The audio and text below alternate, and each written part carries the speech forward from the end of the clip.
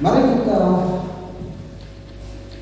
buka Alkitab kita, Efesus pasal 5 ayat 15 sampai 21.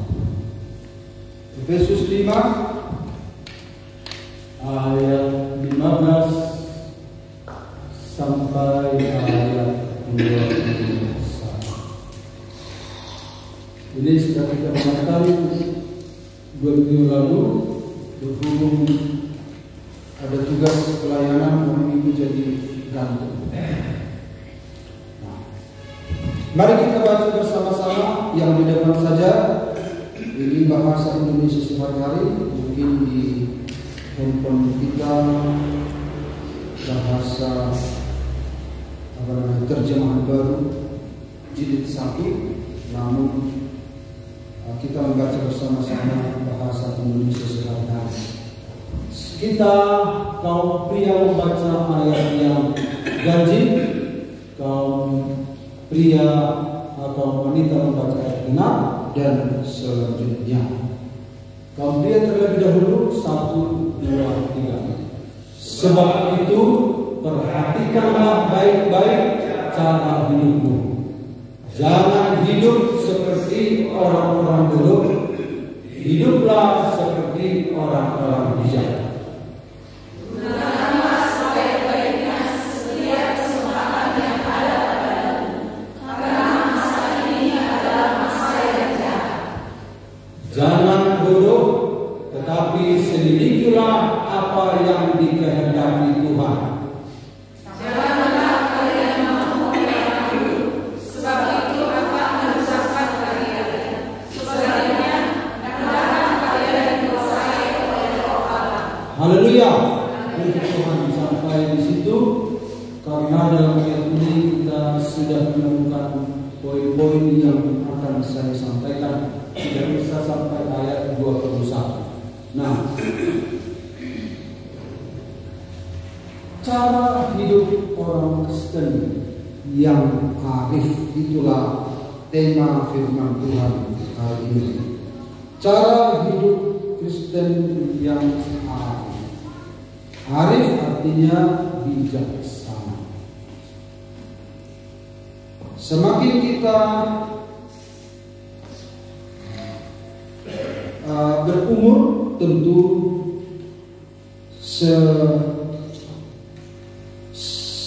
seyogianya atau seharusnya kita menjadi arif, karena kita sudah lebih banyak makan asam garam dalam hidup ini. Semakin bijak, kita sudah melewati banyak pengalaman hidup, mengalami banyak musim-musim kehidupan, dan tentunya firman ini akan mengajarkan kita, mengingatkan kita kembali bagaimana kita menjadi orang Kristen yang arif.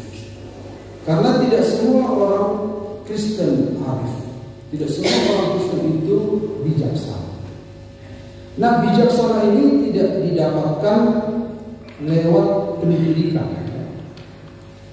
Ada orang yang punya pendidikan tinggi tapi tidak bijak. Itu sama dengan apa bedanya arti cerdas dan pintar. Kepintaran itu didapat lewat pendidikan, kecerdasan itu lewat pengalaman. Misalnya orang cerdas, 5 kali 5 berapa? 25. Terus pintar. Tapi kalau bicara tentang cerdas, itu berhubungan dengan bagaimana dia mencari solusi ketika ada masalah, gitu ya. Bagaimana dia menjalani hidup ini, setelah melakukan ini apa akibatnya. Itu butuh kecerdasan. Misalnya ketika orang pintar itu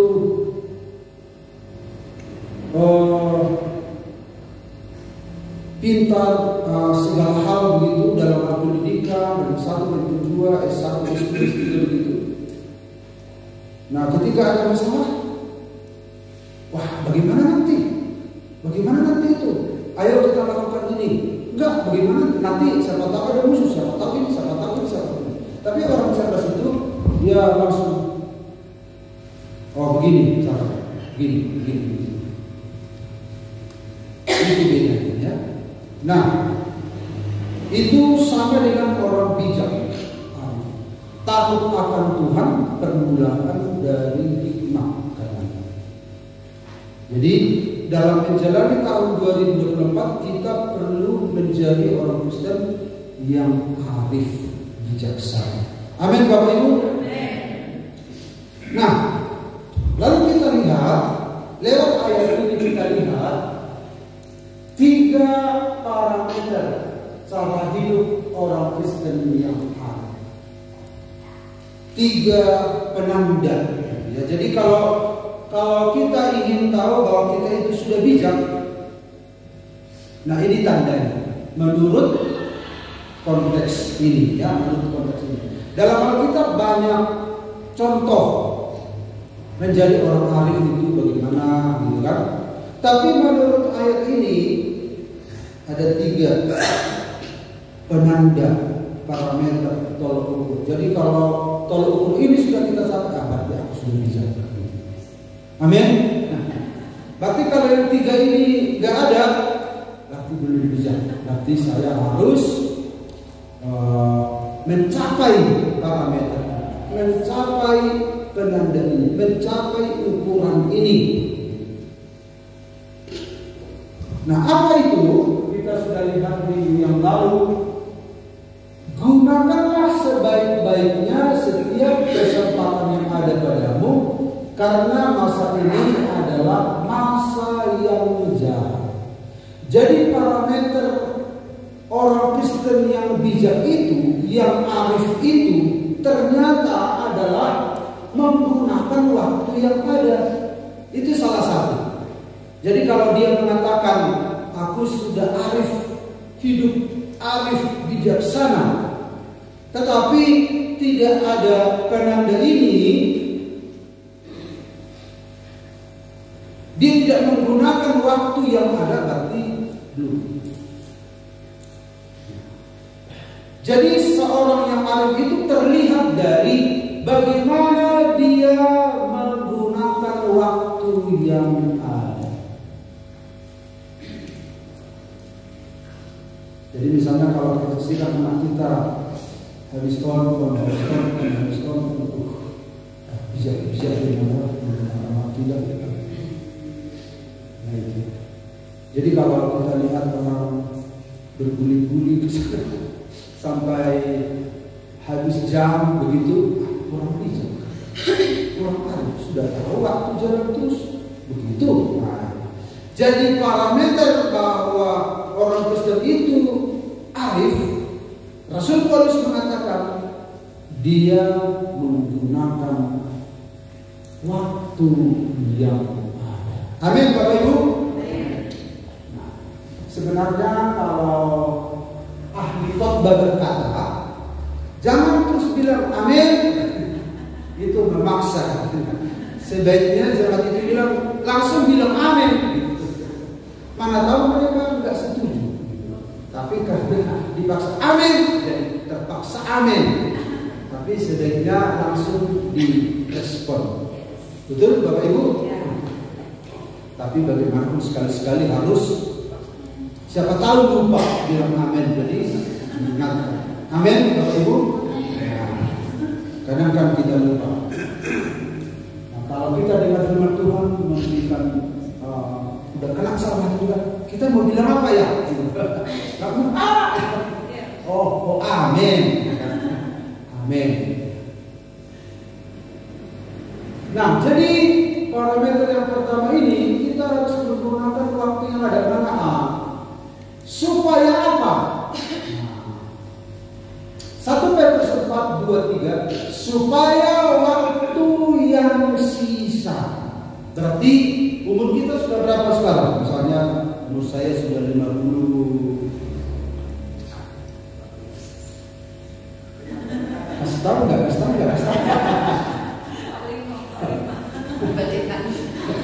Pak Bakar udah penasaran berapa ya umur? 53 ya. Jadi saya sudah tua sebenarnya ya. Nah, berarti waktu yang sisa. Nah, kalau pemazmur berkata umur kami 70, jika kami kuat 80. Ya, berarti sisa. Supaya waktu yang sisa jangan kamu pergunakan menurut keinginan manusia, tetapi menurut kehendak Allah. Kenapa? Karena sudah sisa. Sementara sebelumnya apa yang terjadi? Sebab telah cukup banyak waktu kamu pergunakan untuk melakukan kehendak orang-orang yang tidak mengenal Allah. Artinya telah banyak waktu, misalnya 53 tahun, di dalam 53 tahun ini telah banyak waktu yang menggunakan waktu saya itu melakukan kehendak orang-orang yang tidak mengenal Allah. Sementara sisanya sedikit lagi. Itu kalau yang berumur 53 tahun. Bagaimana kalau yang 60? Bagaimana kalau yang 70? Begitu ya. Jadi orang muda pun nggak boleh berpikir, oh berarti masih banyak sisa. Kita nggak bisa umur kita. Ya, nggak bisa berpikir bahwa masa muda berarti lebih banyak umur. Belum tentu, bisa saja orang-orang tua kita ini panjang umurnya, tahu-tahu kita sudah dead duluan. Jadi nggak boleh kita menganggap remeh semua kita, baik yang muda yang tua, nggak boleh, karena nyawa kita di tangan Tuhan. Tetapi ketika Tuhan berkata,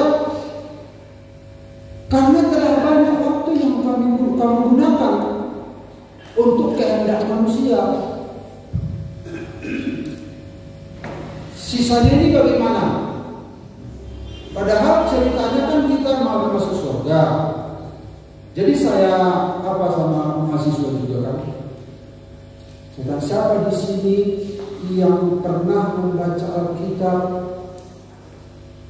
dari Kejadian sampai Wahyu? Gak ada mahasiswa ini. Loh, kepada jemaat kami di Ajibatan Karawang udah berkali-kali baca Alkitab dari Kejadian sampai Wahyu.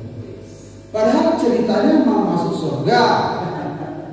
Kan ceritanya begitu kan? Mau surga. Kenapa? Padahal kalau agama lain berapa kali kata? 3, 4, 5, 6. Jadi jangan sampai kita lewat duluan lalu tapi belum pernah kita baca. Sebaiknya mengerti tidak mengerti, yang penting kita baca dulu karena ini adalah firman Tuhan. Makanya saya tangkap kepada kita, mumpung masih Januari, bikin jadwal baca Alkitab. Amin. Bikin jadwal baca Alkitab satu pasal 1 hari. Entah berapa lama dia tercapai, yang penting ada bacaan. Sementara Quran berapa halaman kita baca? 15 halaman. Setelah kita habis, kita bolak-balik, mana tahu ada yang belum dibaca. Itu kan biasanya kalau baca Quran.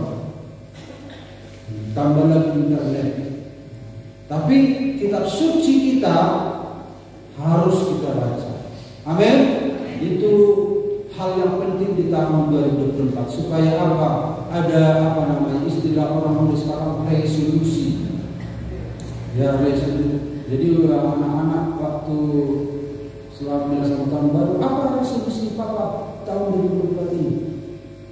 Gak ada. Saya harus tetap setia melayani Tuhan, itu sajalah saya bilang kan. Nah, artinya ada sesuatu yang kita lakukan di tahun 2024 ini. Amin Bapak Ibu. Mulailah baca Alkitabnya, Karena Alkitab itu adalah firman Allah. Jadi telah banyak waktu yang kita buang. Nah, mengapa kita harus menggunakan waktu yang ada? Gunakanlah sebaik-baiknya setiap kesempatan yang ada padamu, karena masa ini adalah masa yang jahat. Ini masa yang jahat. Kalau kita buka kitab kita dalam 2 Timotius 3:1-5, tolong dibaca dulu seorang pemuda atau kaum pria pun boleh, yang bisa, atau bisa Mas Andi. 2 Timotius 3:1-5.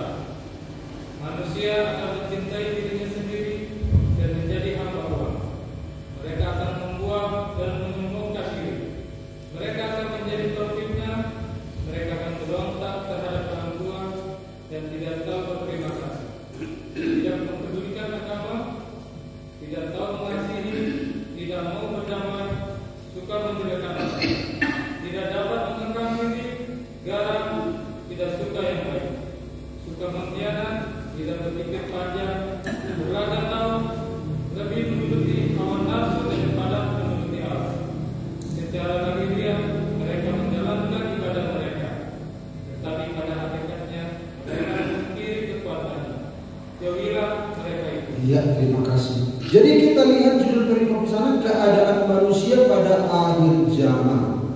Bahwa pada akhir zaman itu akan datang masa yang sukar.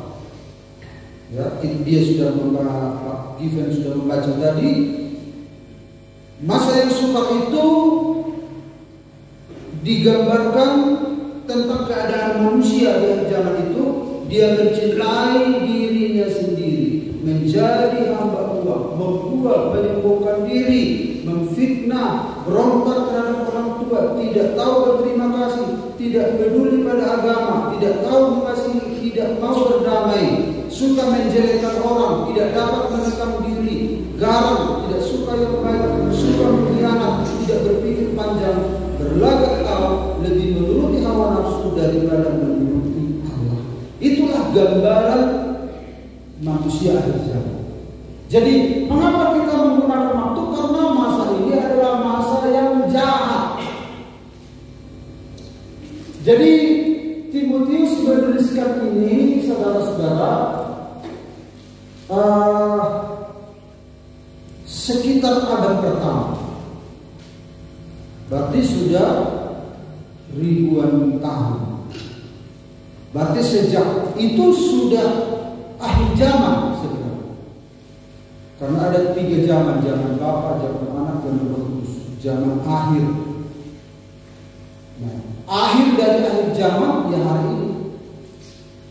Makin jahat, makin sukar. Bapak Ibu kalau ikuti berita di televisi, tahun lalu kita lihat perang antara Israel dan Hamas.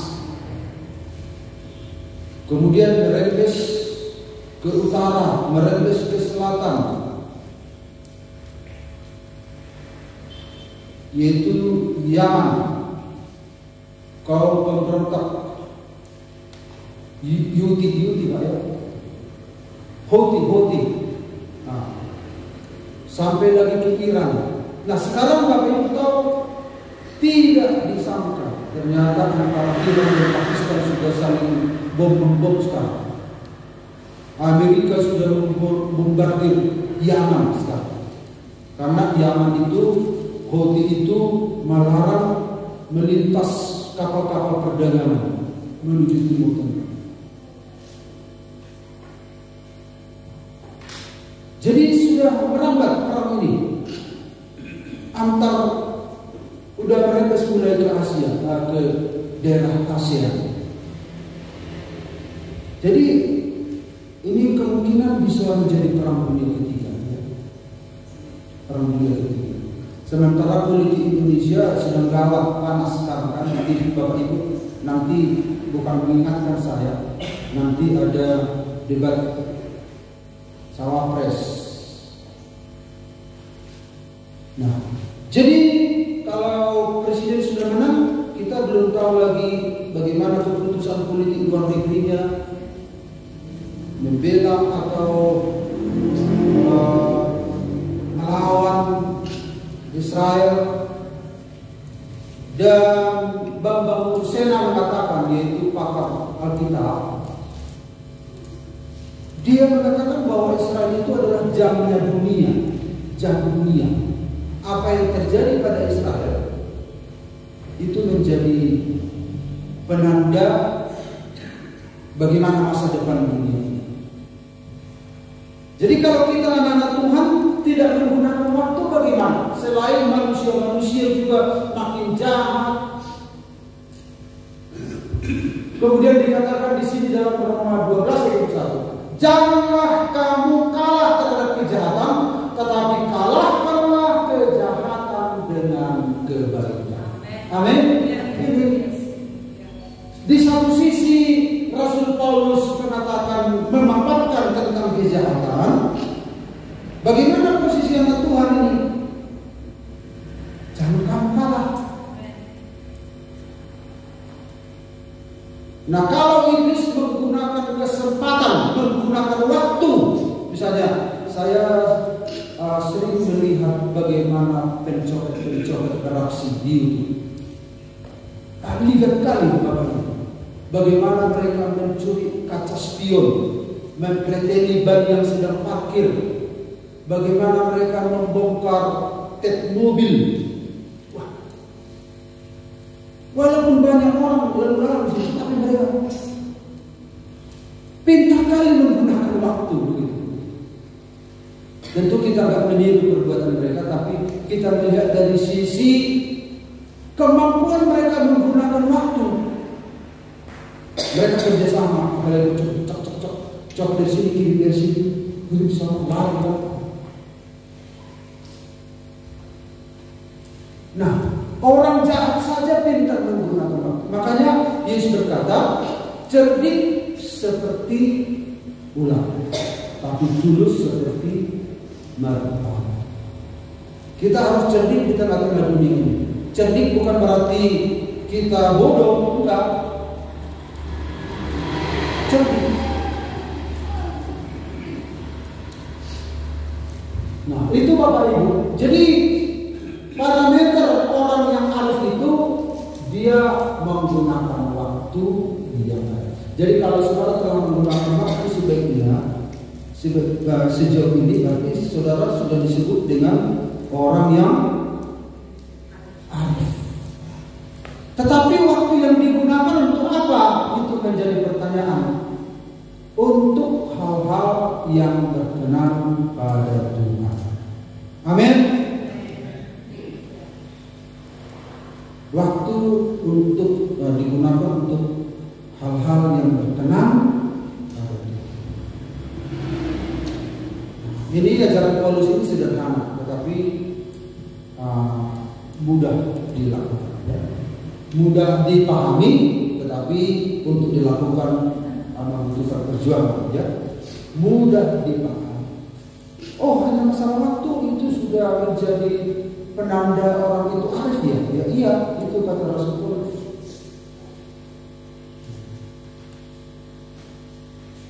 Kemudian yang kedua, parameter yang kedua bahwa seorang Kristen itu arif. Janganlah dulu, tetapi selidikilah apa yang dikehendaki Tuhan.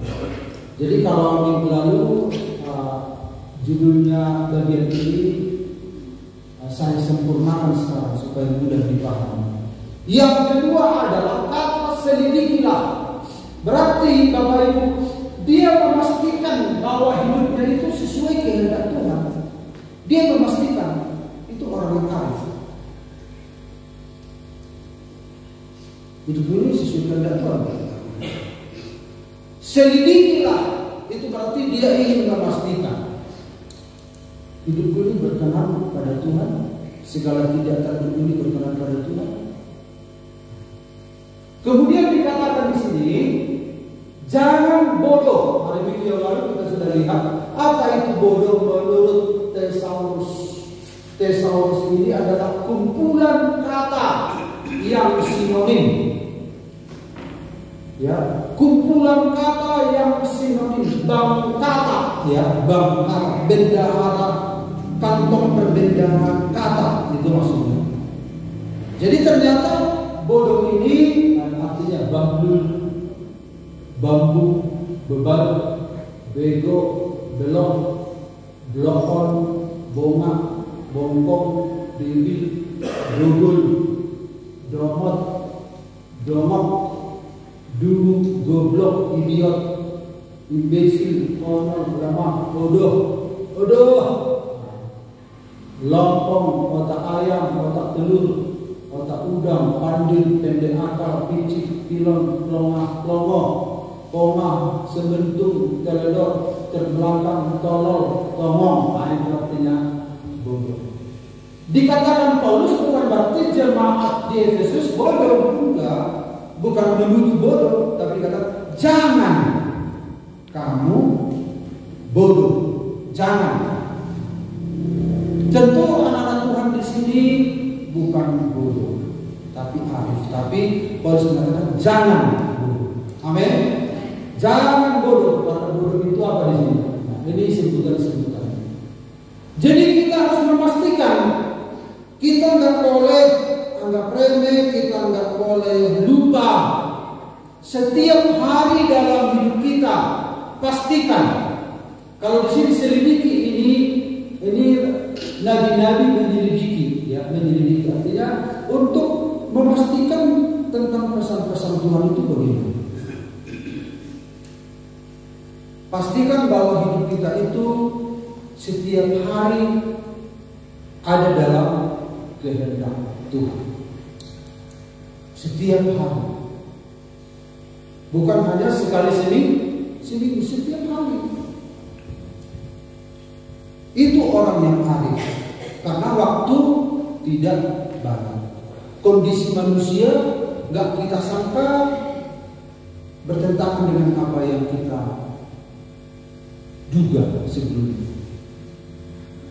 Karena itu kita harus bersiap. Banyak hal-hal yang kita nggak duga akan datang, baik dari manusia, baik keadaan dunia ini. Ya, siapa sangka COVID, nggak ada yang memimpikan adanya COVID atau ada siapa aku bermimpi ada COVID, nggak. Sebelum itu nggak ada apa-apa. Paling hanya nubuatan tapi tidak dipercaya. Nubuatan anak Tuhan memang, tapi kondisi itu sudah disampaikan tapi orang tidak percaya. Gak ada yang menduga tentang COVID. Di Cina kita lihat dalam 2 minggu 200 beko bisa meratakan sebuah tempat, kemudian membangun rumah sakit begitu cepat. Dikerahkan, kita lihat kan di TV. Oh, bisa kita tenang-tenang. Ternyata merembes ke Indonesia, merembes ke seluruh dunia. Gak ada yang sangka. Disitulah banyak hal-hal yang yang ada di luar kendali manusia akan terjadi. Perang akan terjadi, perang, kata Yesus Kristus dalam Matius pasal 24. Perang di sana sini. Kedengaran sini sana, banyak kabar menggemparkan. Atau kalau kita di sini mungkin nggak menggemparkan, ya, perang di sini. Tapi bagi saya itu menggemparkan. Ya, itu menggemparkan. Jangan bodoh, tetapi selidiki, pastikan bahwa hidup kita sesuai kehendak Tuhan. Bagaimana caranya? Jangan serupa dengan dunia ini. Langkah yang pertama supaya kita mengerti kehendak Tuhan itu, jangan serupa dengan dunia ini. Harus berbeda. Jangan seperti bunglon, samar. Dia samar, ini anak Tuhan atau anak hantu, nggak tahu. Harus jelas kita, harus jelas warna kita. Kalau bunglon itu kan kalau dia berwarna coklat, pisang daun coklat, dia warna coklat. Kalau dia ke warna hijau, dia warna hijau. Nggak jelas, dia menyamar. Nah, warna kita harus jelas sebagai seorang anak Tuhan. Amin. Di mana kita berada, kita tetap anak Tuhan. Saya di mana-mana, bukan hanya di gereja ini saya bersikap pendeta, di luar pun saya harus bersikap pendeta. Bukan hanya di sini kita bersikap seorang anak Tuhan, di luar pun kita tetap anak Tuhan. Amin. Kita nggak bisa bilang, oh sudah selesai acara gereja, Abu BT, acara bebas kamu nanti, jalan tua lagi. Banyak dia, kan masa ya acara gereja, nanti kan lagu gereja sehari, nggak bebas kan? Ulus sorau dabedu. Padahal tadi ya Roh Kudus. Sekarang setelah selesai ibadah, bego. Jadi harus jelas, harus arif, harus arif. Dan saya percaya jemaat GBD Parapat adalah orang-orang arif bijaksana. Amin. Dia menggunakan waktu, kemudian dia memastikan hidup sesuai kehendak Tuhan. Bagaimana caranya? Jangan serupa dengan dunia. Lalu yang berikut adalah belajar dari tokoh-tokoh Alkitab. Tidak usah bertanya apa kehendak Tuhan hari ini. Oh, Tuhan bersuara dan doa kehendak Tuhan. Lalu gak ada kehendak Tuhan. Besok lagi. Tuhan apa kehendak Tuhan?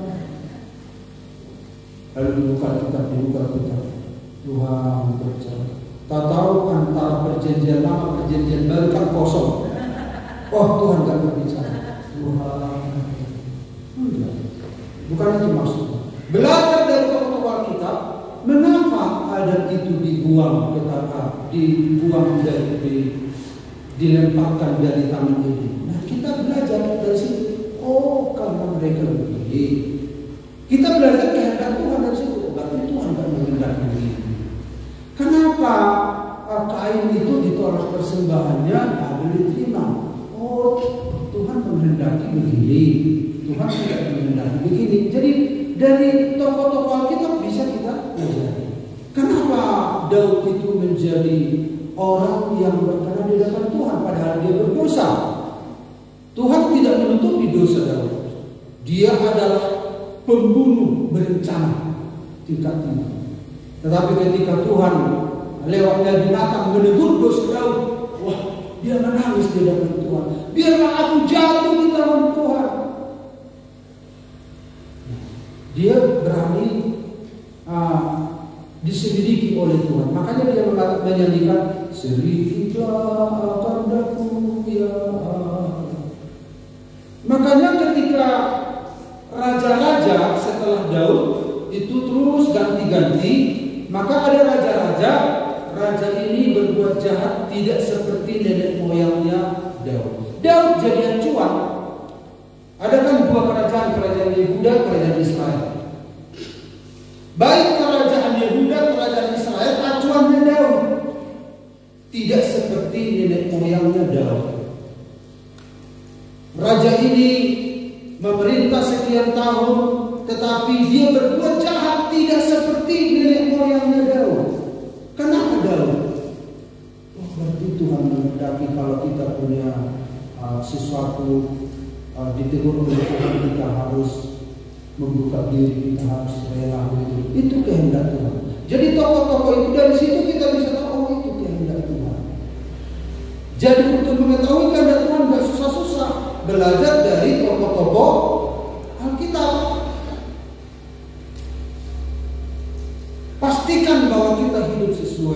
kehendak Tuhan. Kemudian apa?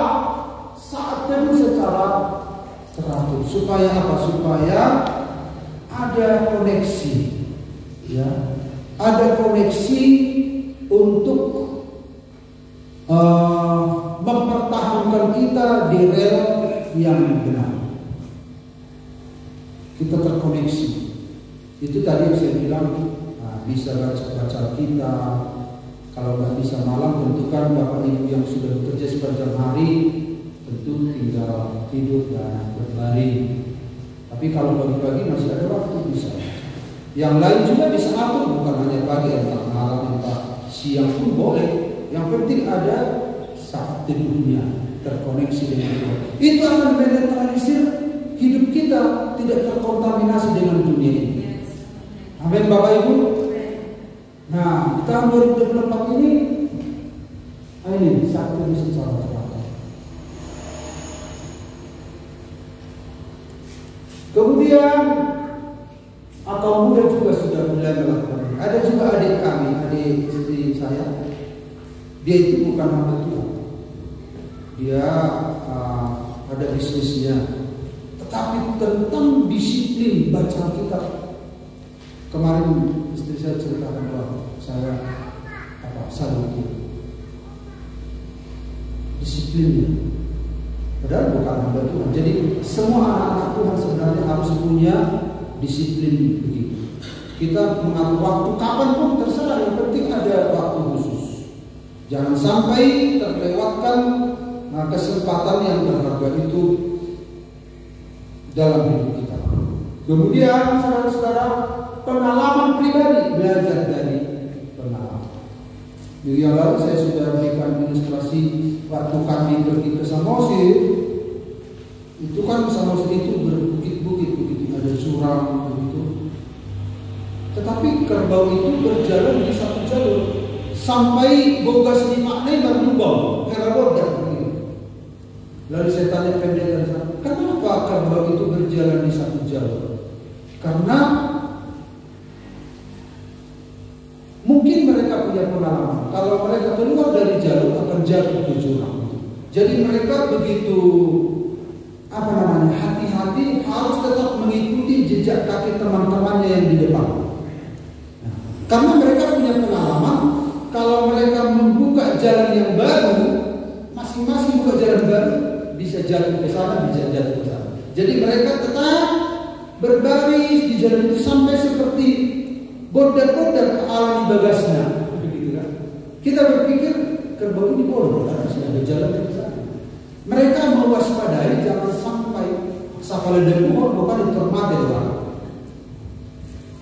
Jadi jangan sampai. Oh, ada pelajaran juga dari sini saya pikir. Ternyata kita harus belajar dari pengalaman. Kalau pengalaman itu membuat teman kita gusar, jangan diulangi. Ya, kalau pasangan kita itu yang dia tidak setuju tapi kita ulang-ulang, itu bodoh namanya. Nah, jadi belajar dari pengalaman. Memang bagaimanapun kita tanpa sadar berulang-ulang, tetapi orang yang ada di sekitarnya juga harus sabar, namanya itu arif, ya kan? Sementara temannya belajar berubah, kita pun harus menjadi orang arif dan bijaksana. Ya. Kemudian yang terakhir, janganlah kalian mabuk oleh anggur, sebab itu akan merusakkan kalian.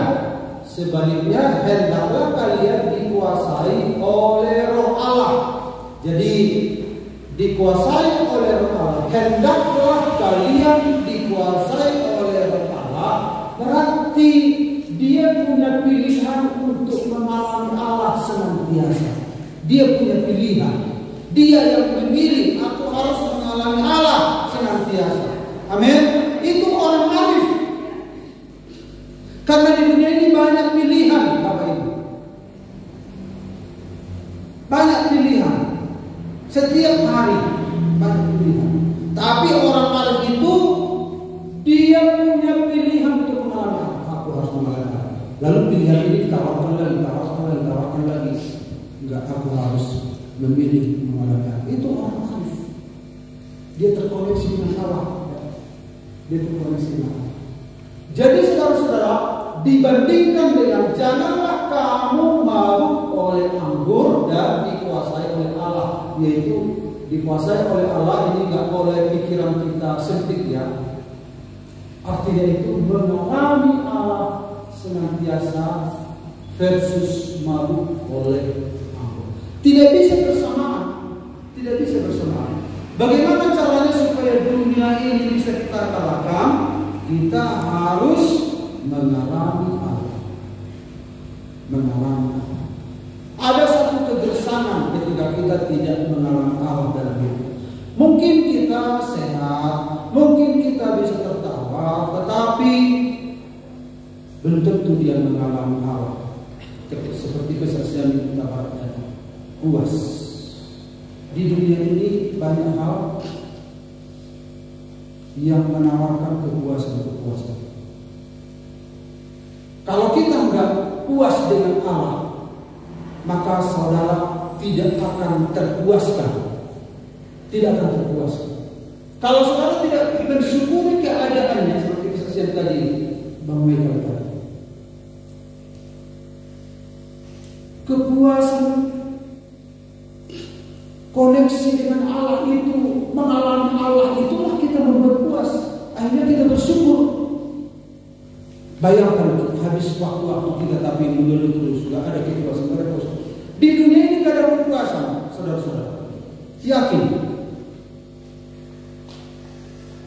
Nah, itulah yang membuat kita menjadi orang arif, bijaksana. Saya percaya Tuhan akan tambahkan hal-hal yang lain, tetapi pastikan bahwa kita mengalami Allah senantiasa. Amin, Bapak Ibu. Ku sungguh puas dengan Yesus. Nah, sebenarnya kekristenan yang benar itu adalah ketika dia berjumpa dengan Yesus, mengenal Allah, tidak ada kebutuhan lain begitu. Mungkin Bapak Ibu belum memahami keadaan ini. Apakah pendeta itu tidak butuh sesuatu? Tapi sesungguhnya orang yang mengalami Allah, mengenal Allah dengan benar, tidak ada lagi kebutuhan lain. Karena sudah ada yang mengisi kekosongan di dalam hati seseorang itu, yaitu Allah, Sang Pencipta itu sendiri.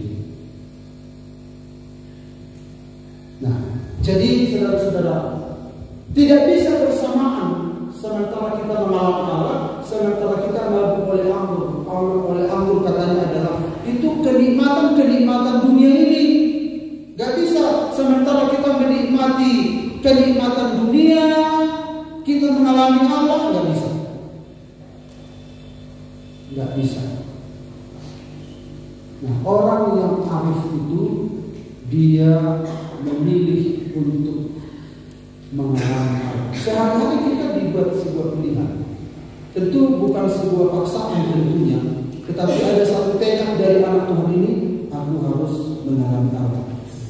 Aku harus mengalami hubungan dengan Allah. Karena tanpa Allah sepertinya aku gersang. Itu orang arif, itu orang bijak. Pergunakan waktu yang ada. Kemudian yang kedua apa tadi? Memastikan bahwa kita hidup dalam kehendak Tuhan. Dan alamilah kehadiran Allah. Allah itu bisa dialami. Yesus telah membayar dengan nyawanya sendiri supaya kita kembali kepada hubungan yang benar dengan Allah. Ketiga hal inilah, karena ini masih berhubung bulan Januari, kita sedang membangun ini pondasi-pondasi ya, untuk kita melaju terus ke bulan Februari, Maret, April dan sepanjang tahun. Pergunakan waktunya karena hari-hari ini adalah jahat. Pastikan bahwa kita hidup dalam kehendak Allah setiap hari. Kemudian pilihlah untuk mengalami Allah dalam kehidupan kita. Haleluya. Tuhan memberkati kita.